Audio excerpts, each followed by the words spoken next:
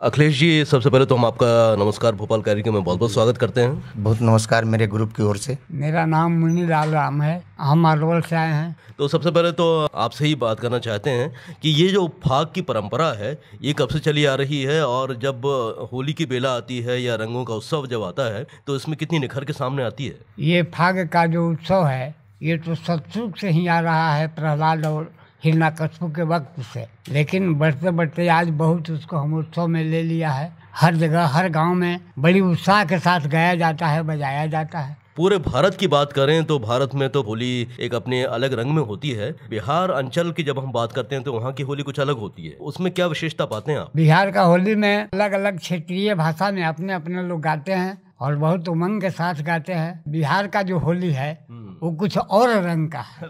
तो अखिलेश जी, ये तो हमने आपके गुरु के विचार जाने जो फाग की परंपरा को आगे बढ़ा रहे हैं। आप इस क्षेत्र में कब से हैं? बचपन से हम जब 8 क्लास में पढ़ते थे मुझे संगीत से रुचि हुई, तो मैं सबसे पहले मेरे गांव में एक छोटन राम करके जो अभी हमारे गुरुदेव जी का समधी हुए, वो भी एक ही घर मेरे गाँव में है, उनसे हम कुछ सीखा। और उसके बाद फिर जब हम आगे बढ़ा तो गुरुजी से कुछ ताल का ज्ञान लिया और खोजना शुरू किया, तो और कोई नहीं मिला तो हम चले गए धनबाद। भरत शर्मा व्यास से हमें लगाव हुआ। 16 वर्ष मैं भरत शर्मा के साथ बिताया और आज भी मैं उनके शागिर्द हूँ, मेरे आदर्श हैं। तो अब तक की जो आपकी यात्रा रही है उसमें आपने अपनी कला को कहाँ कहाँ तक पहुँचाया है और कौन कौन से हिस्सों में आप पहुँचे? सबसे पहले मैं दिल्ली में गया, वहाँ एक पूर्वी महेंद्र मिश्र का पूर्वी होता है बिहार का, संजय उपाध्याय सर, उनके शागिर्द में भी मैं 8 साल रहा हूँ।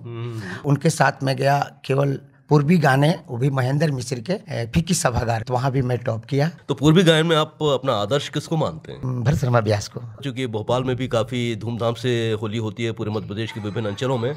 आज इस पर्व की महत्ता कितनी बरकरार है? पर्व की महत्ता इतना बरकरार है, बिहार तो बिहार ही है, कई प्रकार की भाषाएं हमारे बिहार में, जिसको अपने अपने भाषा में अपने अपने सुर, अपने अपने ताल, अपने अपने आवाज से बहुत बढ़िया से गाते हैं। वैसे बिहार में 4 प्रकार की होली है। एक फाग होता है, उसके बाद एक होली होता है, होली अलग है, फाग अलग है, टप होता है, धमार होता है। गुरुजी से जानना चाहेंगे, गुरुजी आप लोगों से क्या कहना चाहते हैं कि रंगों का ये उत्सव लोगों को किस प्रकार से इस उत्सव में बढ़ चढ़कर हिस्सेदारी करनी चाहिए? ये जो होली का त्योहार है ये आपस में भाईचारे का संबंध बनाता है, इसको और आगे बढ़ना चाहिए। इस तरह से प्रेम भाव मोहब्बत सबके साथ हो, होली का मिलन हो, ये बड़ी सुंदर महोत्सव है। होली जो है प्रेम का बहुत बड़ा प्रतीक है। एक मगही कवि लिखे हैं कि जन जन में परिवार बिखर गेल, गांव बिखर गेल टोली में, जन जन में परिवार बिखर गेल, गांव बिखर गेल टोली में, जो अपनापन भाव न है तो का रखल है ऐसा होली। क्या बात है, क्या बात है।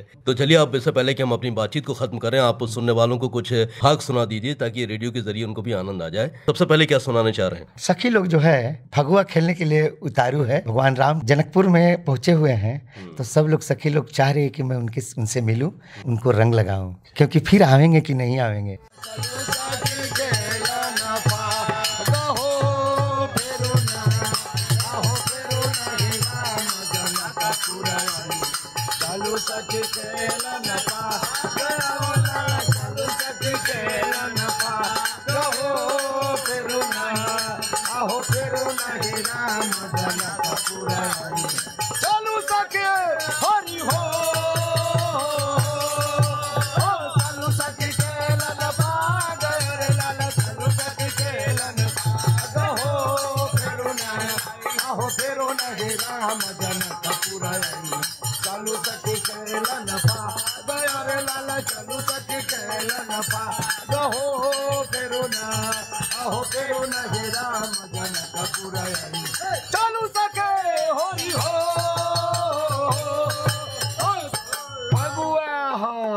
बहुत सुंदर, बहुत सुंदर।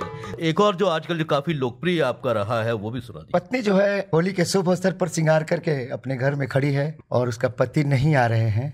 इसके विरह में